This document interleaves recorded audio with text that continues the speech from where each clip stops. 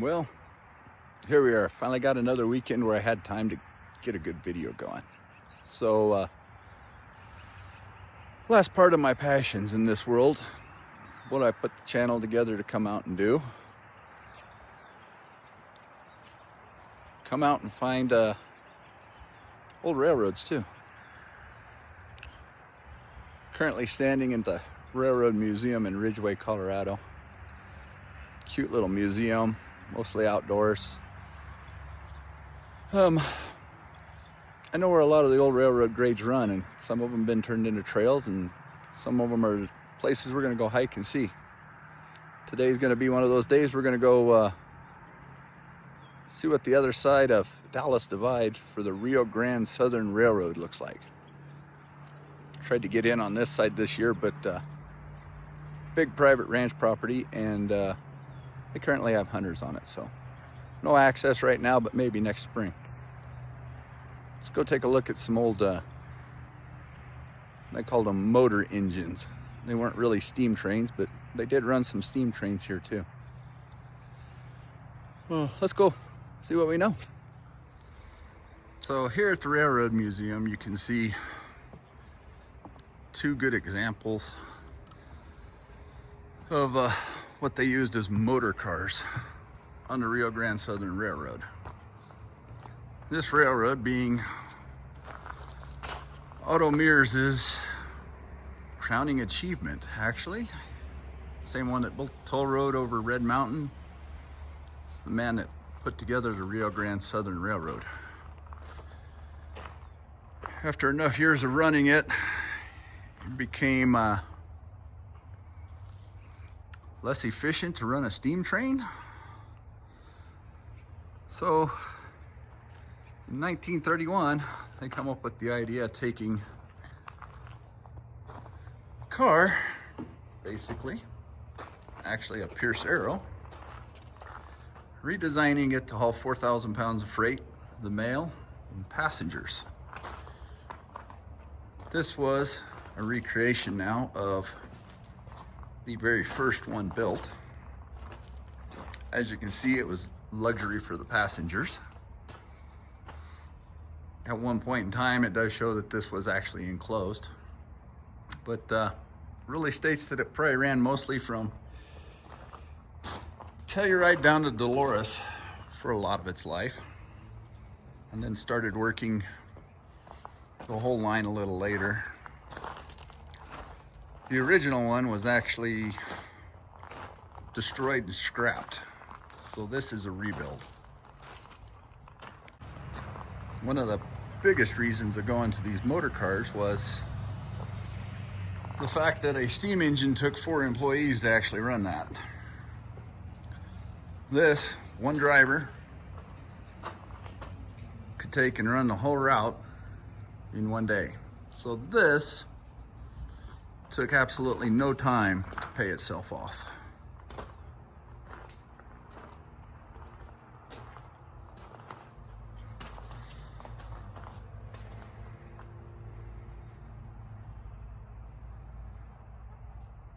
Back in that day, it cost right around $840 to build this, and it had itself paid off in 3 weeks operation, in just the labor savings alone. Now we'll take a look at motor number 4. Originally built 1926 from a Pierce Arrow 33 limousine.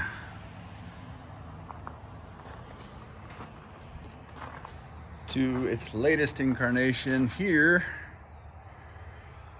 when it was modified to a Wayne bus in 1946.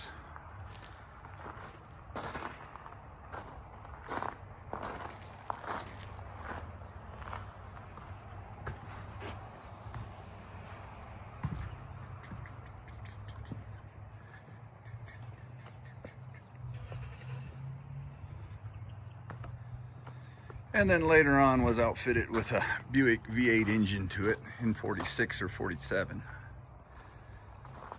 There was actually 7 of these galloping geese built, as they are called. to run on the Rio Grande Southern Railroad. The first incarnation was so successful, paid itself off so fast for the small communities that it serviced. Well, I say small by standards, but Telluride and Ophir were both very busy places back in those days, as all mining towns were.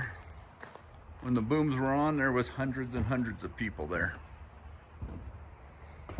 So these come from the day when railroad was king, and it was your fastest, most reliable, best way to get yourself where you needed to be.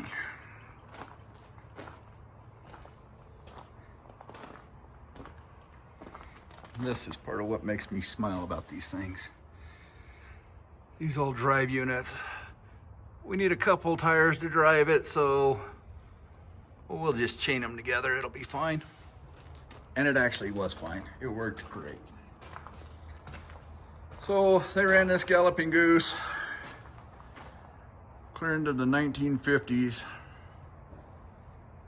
when the railroad finally started shutting down because cars, trucks, highway travel became the thing. I was a little surprised to find that out, that there was tracks actually still out and they were still running trains all the way up into the 1950s. So yeah, Galloping Goose and the Rio Grande Southern Railroad. The reason they were galloping geese is they were pretty fast, pretty efficient. They also claimed it was a flock of flying geese that ran in the San Juan Mountains. Part of the reason for that is this is a 162-mile long railroad was all, and it had 140 bridges or trestles, many of them with some pretty decent height to them. We're gonna go take a look at the old railroad grade, some of the old foundations of the trestles. Maybe I get some time, we'll upgrade this video later with a bunch of old photography from some of the places we see today. But you get into Ridgway, you want a great little visit.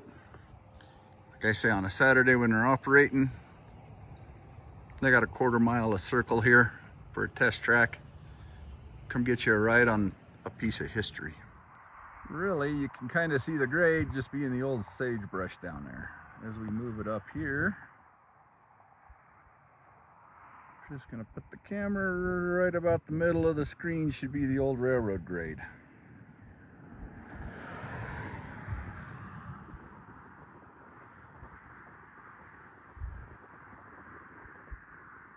The only reason you know it's the old grade is because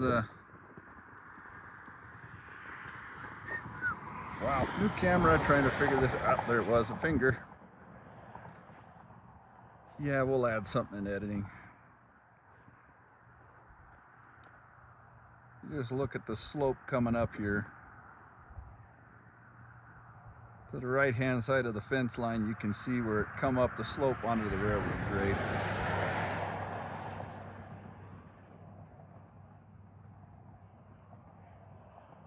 Come right back up to the top. Came around this rise from basically a northerly direction to come through the gap here at the summit. So right straight between the two fence posts, the old railroad grade went up the mountain from the west side here. A lot of these old railroad grades are now on private property, but quite a few of them actually are still public access, owned by the state from railroad going into receivership. Trails have been put on them. They're little strips of property that just really aren't worth anything that was left of it. Can't do much with something that's only 30 feet wide and 6 miles long, but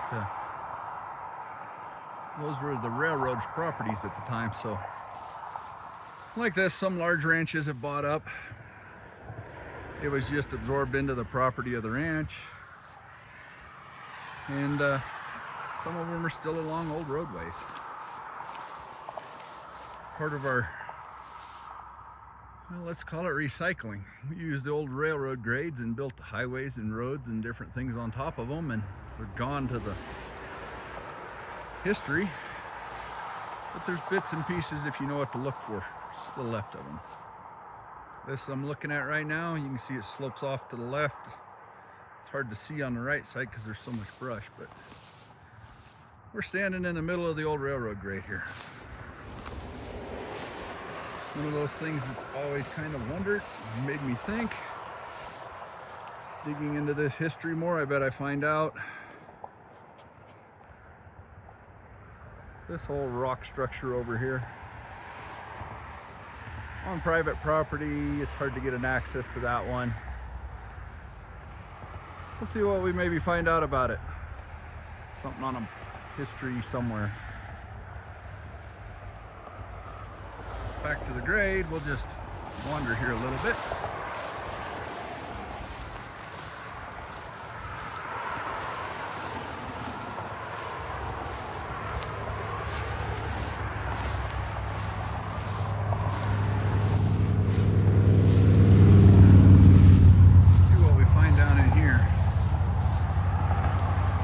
A lot of the old grade in this area was actually ripped out. Yeah, we're not getting through that, but I think a lot of the old grade was ripped out when the new road over here was put in.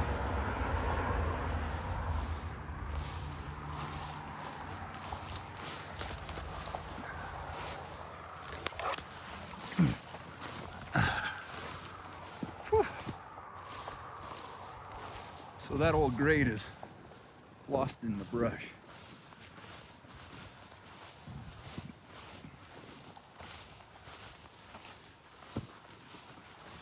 When I say lost in the brush, it's lost. But we step up here, we know where we were. Lined up again. You can see where it went right through. And the world still hasn't recovered from where we'd ripped through it. And now with a little bit of quiet, looking back up the canyon, you just about see and hear the old steam engine coming off the pass, rolling down through the trees.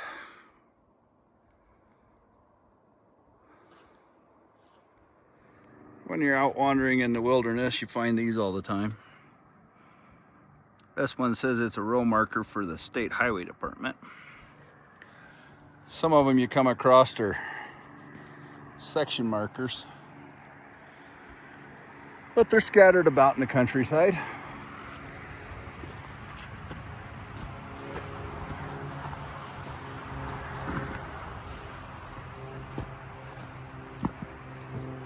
This is this trail I was looking for. It's fairly decently maintained, but I guarantee the elevation of this trail right now is way too high to be running the old railroad grade. So we will chase this away and get back to it when we find the railroad grade again. Mindlessly rambling along this trail here. I know the railroad grade is down in there somewhere. Another little interesting find right alongside the trail. Old power line or telegraph pole crossbar. Anyway, there it is. We found it again. The flat spot. It is the railroad grade. And as we can see, the highway right here on the right side, it's just about wiped out some of this grade. Let's go this way.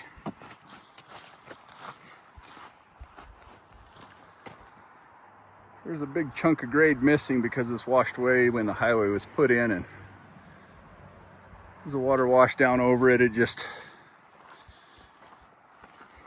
washed away parts of the grade, and it's not as big as it once was, but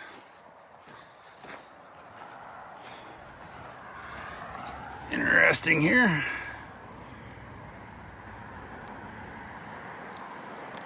A lot of old coal cinders. Huh. railroad ballast, I guess.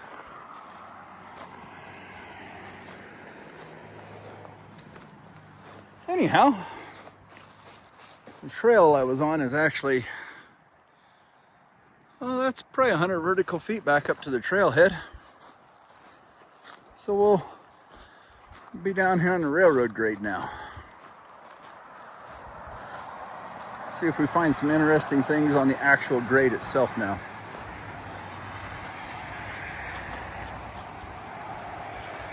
Little things like this little stack of rocks up here. I think it's worth wandering up there and investigating what's behind that a second.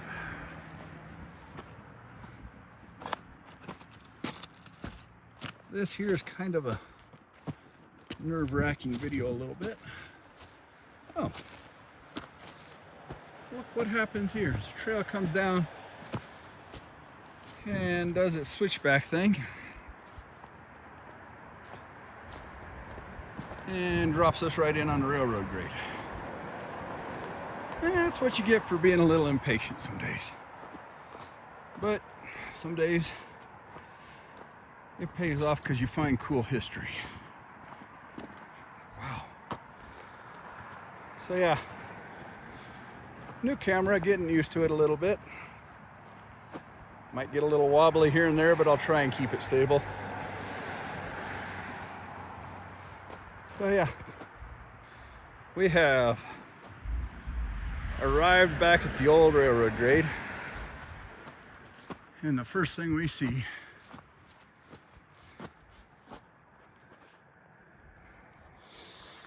nice chunk of old railroad tie.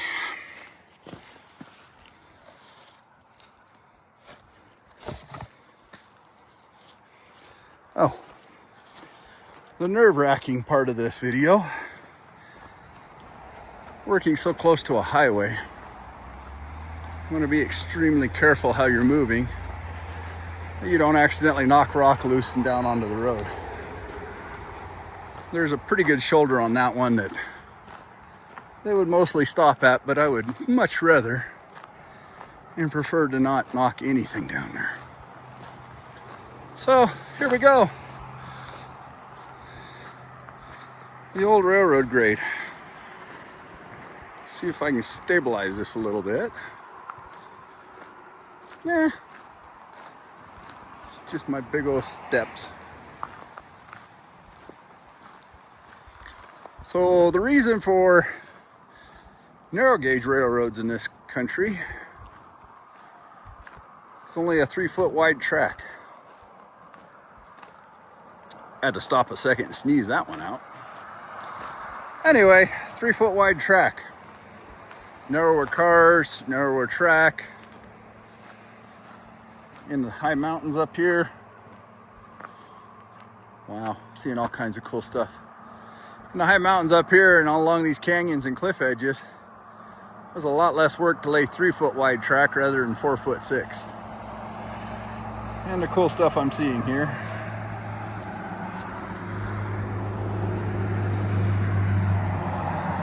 More old railroad ties that were just ripped out and chucked over the edge. And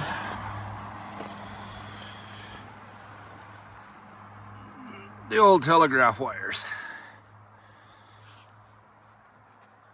I always thought those were copper, but these seem to be steel. Huh. Learned something new there. Anyhow, we'll wander along here a ways, but as you can see, this is kind of perched up on a cliff edge up here. So narrow gauge was the way to go. So back to the statement of narrow gauge fitting. Look off here, you can see pretty deep to the bottom of the canyon. And if we turn around here, 1, 2, 3, 4, so about 12 feet wide. Not a whole lot of room to work with. So my first little friend of the day, Wow, zoomed in, I gotta really stabilize this. Chilling on a rock, hanging out. Can't really see if you can make out. That rock just has a ton of crystalline structures in that sandstone. I would almost say that that chunk of rock there was very likely metamorphosized by the volcanic activity in the area. And it's a little dark streak there, into this heavy crystalline there, right back into our old red sandstone. So yeah, definitely some metamorphosized sandstone here.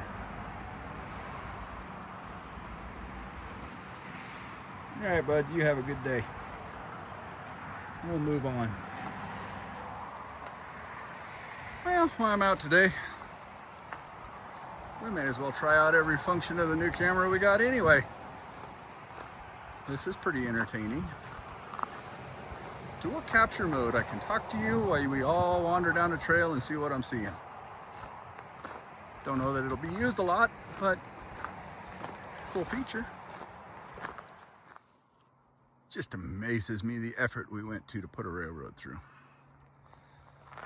Blasting rock, and then you come across this area.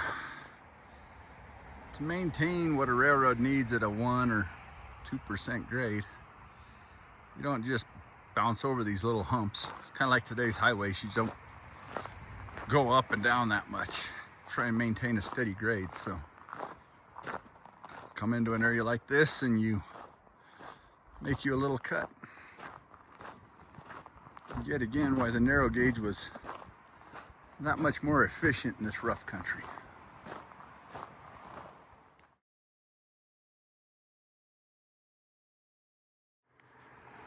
This is an awesome specimen. Look at all the crystal formations on this piece of shale.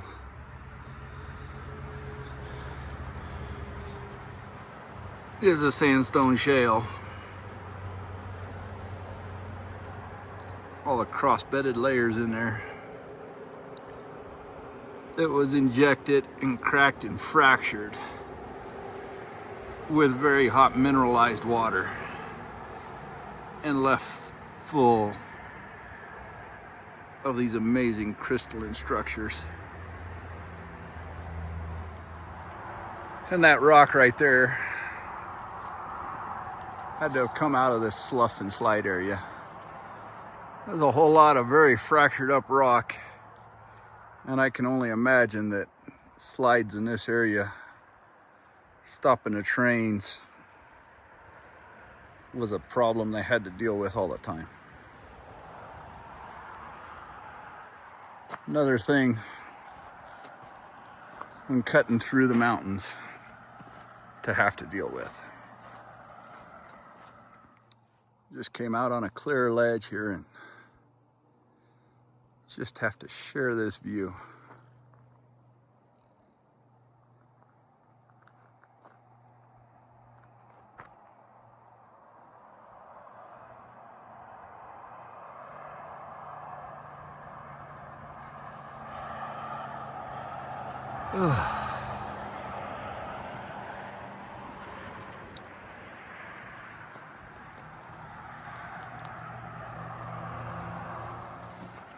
And around the corner, I expect to find, we're going to be looking at an old railroad grade fill,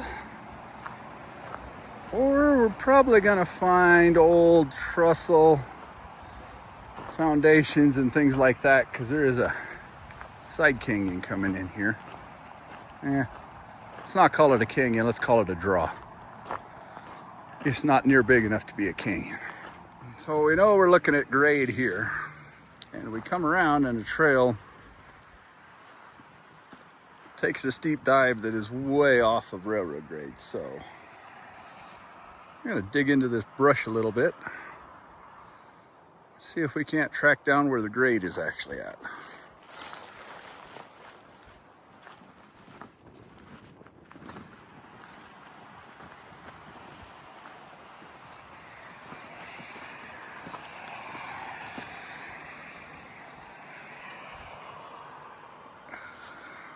Let's look.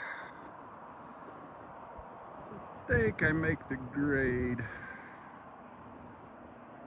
somewhere over on that side. Well, we got a pretty good little draw here that we're going to cross. Kind of dig into the brush a little deeper. And there we go. Grade is up there a little bit, but nice stacked course of rock right here.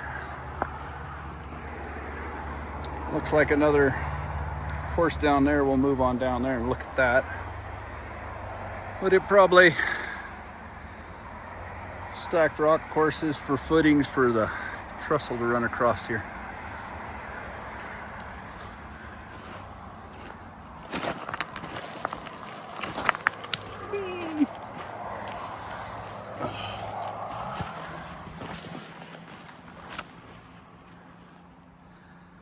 Old timbers, flat bench area right here. Really hard to make out. Right where that little quakey's at is the flattest part. And then right down below us, another one and another one. And here, the end of it. See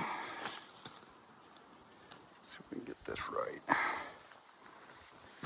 Come in on the end of it and look back across here. We can really make out that this is another flat graded spot with a few more stacked stones. They just kept stair stepping, terracing the hillside off into another one here.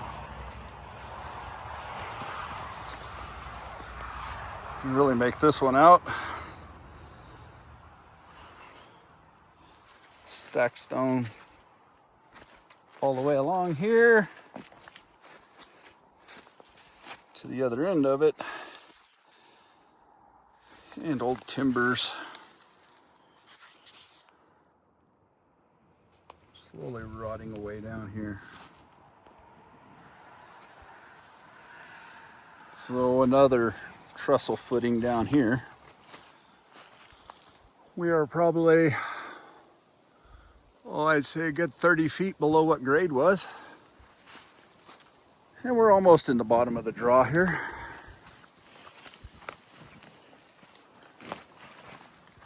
When you're looking and know what you're looking at,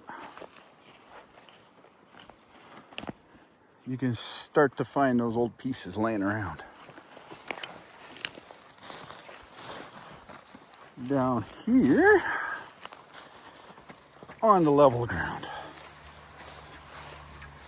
I'm sure off over here in this brush, there's other trenches that are dug in here. They were probably latest footings for that trestle.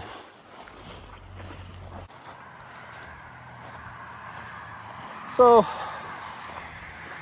we've met back up with the trail that did a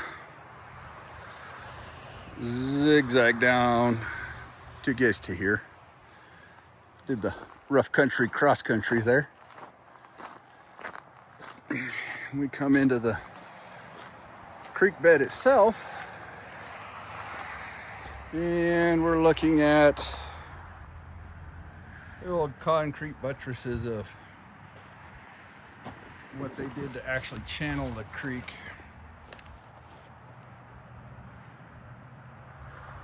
And make solid foundations for the crossing there. And we're going right up. There is back on grade again. So that came in right there. Across the buttresses real close here. Circled back around and topped out somewhere over there. One of the bigger trestles, I would say. Fairly large in size at least.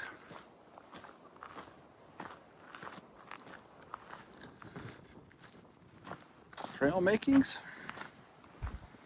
Maybe. If not trail makings, might have been some structure they put in to hold the railroad grade, which is above us. We'll circle back up to the grade if we can here in a minute.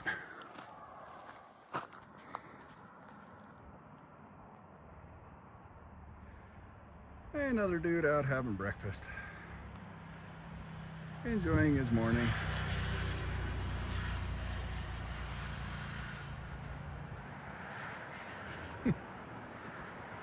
Enjoy, buddy, enjoy it. I think you kind of live a simpler life. And here we are on the opposite side. Standing on the grade itself.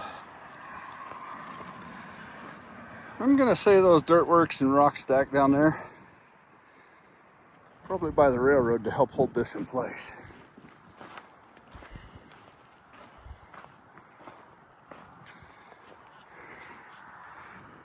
Down there in the dark,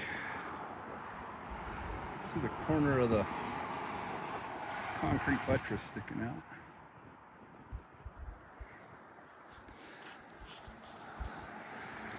So a great huge wooden trestle would have spanned this at some point in time.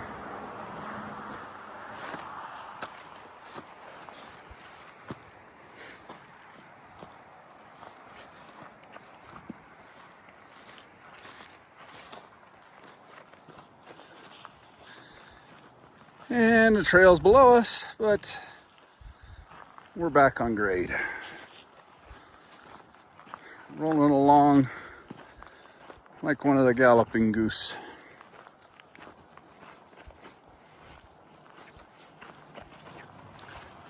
Interesting thing up here too.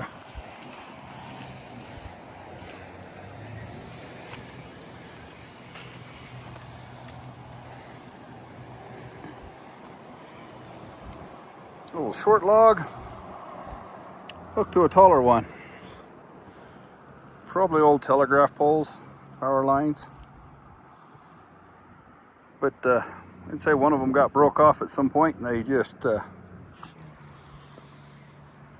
used the wire and twisted one post to what was left of the other post. Quick, dirty fix for a broken post. All right, onward we go. I got to the end and turned around to look back. This is a fairly wide flat spot for something to have been put in. Got a big old thick tie sitting here.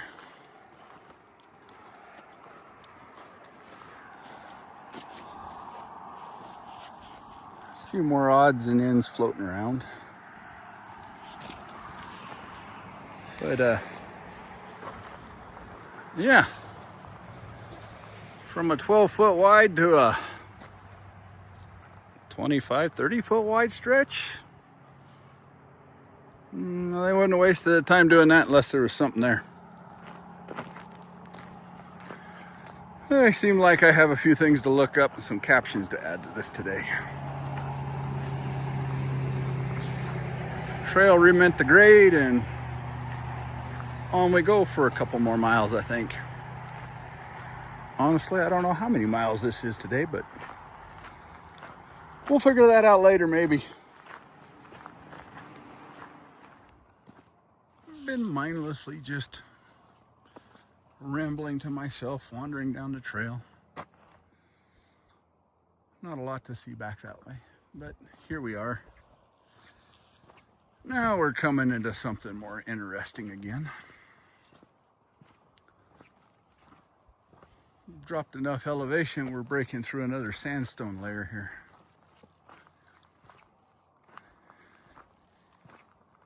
And the amount of work that it took to chip this rock away and carve out just the skinniest of little areas to put a train through.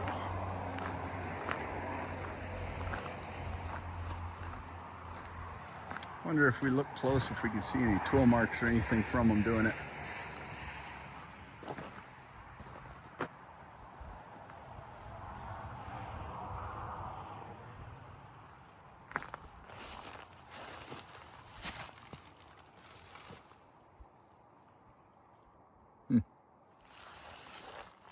Don't know that I can really tell you that absolutely there's tool marks on that, but I would just about absolutely swear that it had to be chipped away, broke open, and leave a little room for a train.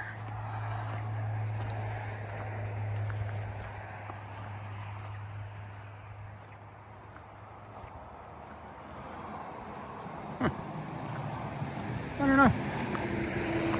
I'm sure they had to do it. We're just gonna wander on down the trail some more until the next something that really makes me have a deep thought over something.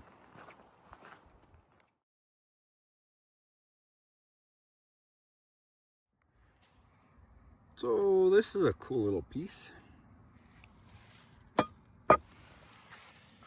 I want to say we're rail joiner.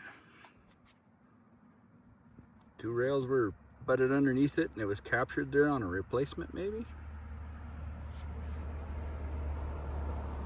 I don't know.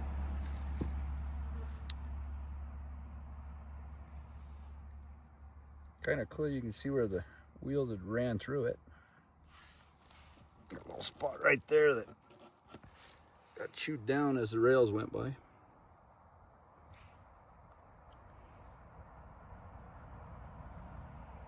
Going back up, I noticed this one. It's another one of those rail joiners. Something, I think I said something stupid earlier about it. I believe that hooked portion at the bottom with the lip pushed against the outside of the rail just helped to keep the rail aligned at a joint. The way it looks from the spike that's in here and the length of distance, I would say that probably pushed against the outside of the rail and just helped to keep things aligned at a rail joint. Yep, here we are still. Grade's carrying on, but just to give you a feeling.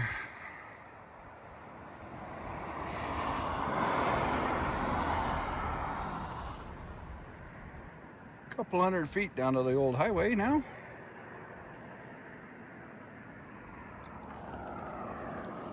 Perched precariously right here on the cliff face just to keep the grade.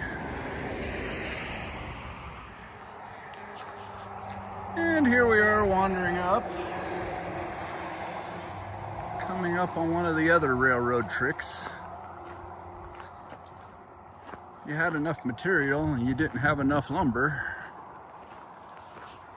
you'd always build you a little earthen fill, especially if it wasn't too deep.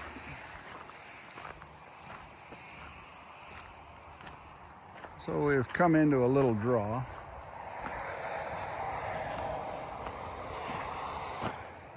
On this side, it looks like they did a little extra fill, overfill, didn't have to fill very much, but it was there. Kept the railroad line running right where it was, but you can see, we'll look over here. Through there, it's natural. And then we got this broken up fill dirt. So, keep the grade, keep the train running and not have to build with a big bunch of timbers. We take the dirt that we clear off the mountainside, we run it back over here and dump it in a draw. Another little building technique that worked pretty well for them, especially when you had a lot of material, kind of like this hillside here.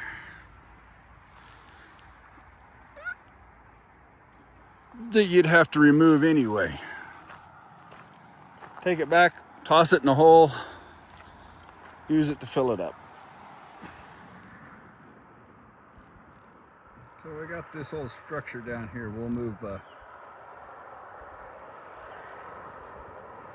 in a little closer on that and take a look, but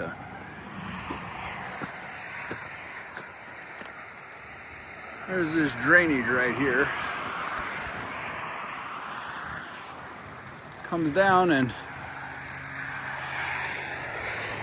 not much visible on this side any longer. But because of that,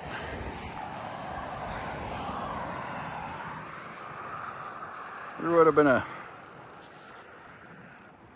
drain pipe or maybe a man-made cut, rocked up. Something to let that water go ahead and drain off underneath the railroad through that cut.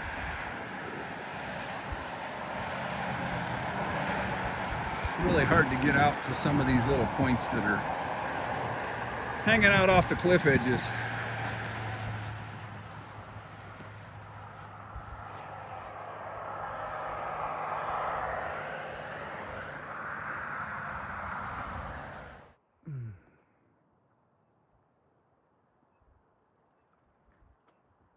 Just one of those fun little views.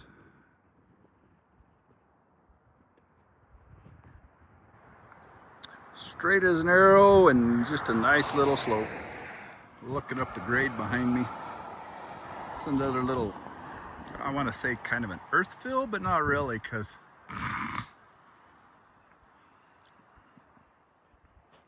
looking back up the grade behind me here, it's kind of another earth fill, but not really. It's more of a flat and leveled spot in a big slide area. So as the material kept sliding down onto their flat spot they were trying to work out, they just kept shoving it over the edge and filling up the outside. But debating on even saying anything about that until I got to here. It's a little tight through here, and there is this rock. See if I can get it all framed here. Probably stuck out there a little farther, and they probably clipped it back a ways. At least clipped it back to make room for the old power pole to fit. But more slide area just on the other side of it. Really, really loose slide area. So I bet this place right here probably gave them a lot of problems all the way along. Well, if I hadn't hiked it, I would have never found this up here.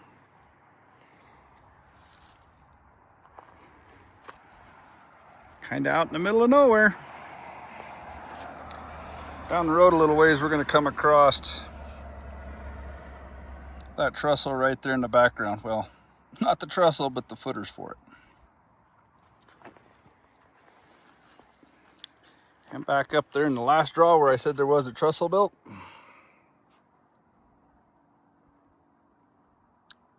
There it is. Looks a lot less overgrown than it is now. But yeah, 45 feet high. The next one coming up was even higher than that. And a whole little right up about Mr. Otto Mears.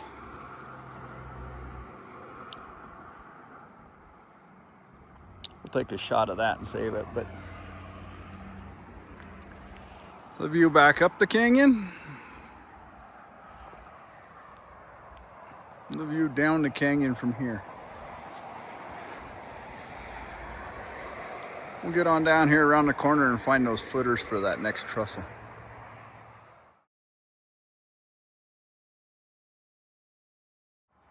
Sign's built out of old railroad rails. We'll slip around here a second and give you a little look at that. This is a more modern rail. This is an older mine rail. A lot of people don't think about it, but us trained people are crazy and we think about those things. That rails come in a whole lot of different sizes, and this on the sides of that sign, I want to say those are probably mine rail coming out the main tunnel most of the time. I got some smaller rail back at the shop. I would say it was side drift tunnel rails. Show those to you one of these days. Onward around the corner to the foundations, footers. Here we are. Cinder encrusted railroad grade. Trail takes off in that direction. The grade came right over here.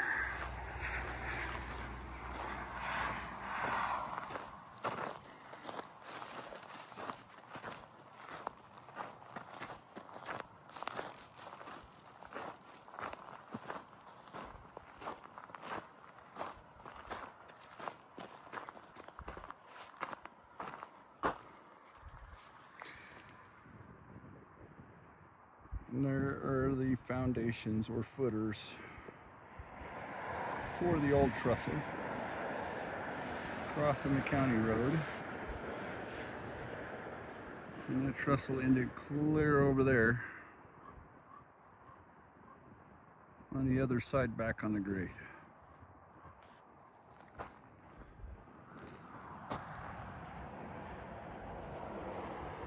Now I can say I've done it. I've always known this grade was here. I've always wanted to take a quick hike on it. Now I can say I have. It's been a fairly interesting trip, I believe. We'll see what becomes of us on the way back. As I said, staring at the sandstone cliffs.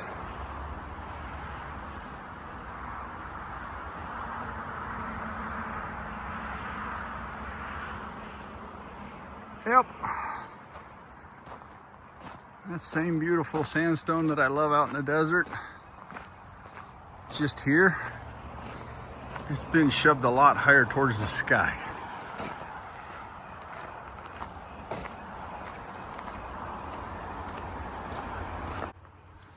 But still, some of the same old sandstones.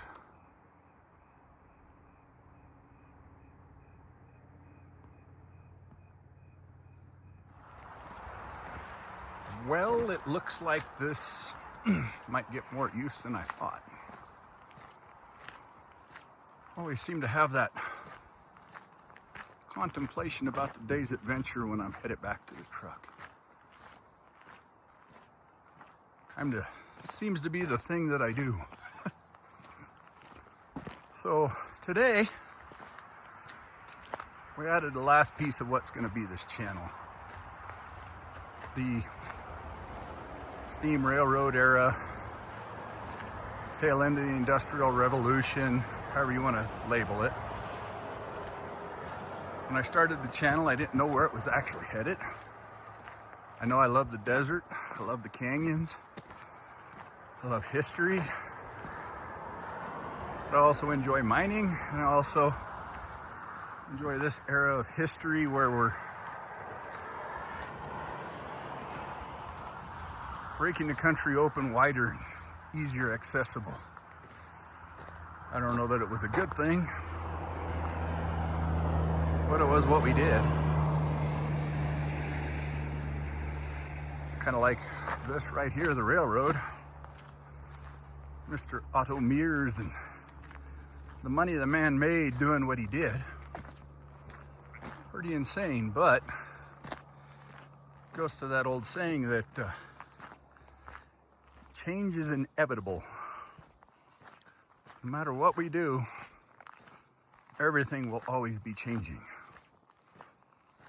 Railroads were the thing, and that was how we transported our goods and ourselves around the country. And then along came the car and the automobile and the truck, and now what we do, we use highways. things move faster. So because of change, we have history. I guess I'm gonna say that's gonna be the glue that probably holds this channel together, is things about history. Most of the time we're gonna be out in the desert, further away from the high-speed life of modern living. After listening to the highway all day here beside me, cars zipping by at 60 miles an hour all day, I've not found the peace and quiet that I like to enjoy when we all go out and have a good time. So, big part of the reason why I decided to do this was to get away from the hustle and the speed of modern life. Slow down, go look for history, take a nice quiet hike, and see what we find. It hasn't been so quiet today. So next week we're gonna go back out, way out, into the dark desert, where modern society doesn't force us to remember how fast we have to go these days. All day long I've been thinking about this, hiking the railroad grade, going what it would have been like back in that time traveling at the 10 or 15 miles an hour that it was moving. All the while listening to the highway down below me rush along at 60 miles an hour. So I really found no peace and quiet in today's trip, but it still is one of my passions, that era of history. So next weekend, back to the desert, out to a canyon somewhere where we won't be bugged by modern noises, where we can relax and slow down. So one of my viewers posted on last week's video of Red Mountain, there was too many people there. I have to fully agree with that. So next week, back to the peace and quiet. But for now, everybody have a great week, and we'll see you on the next adventure.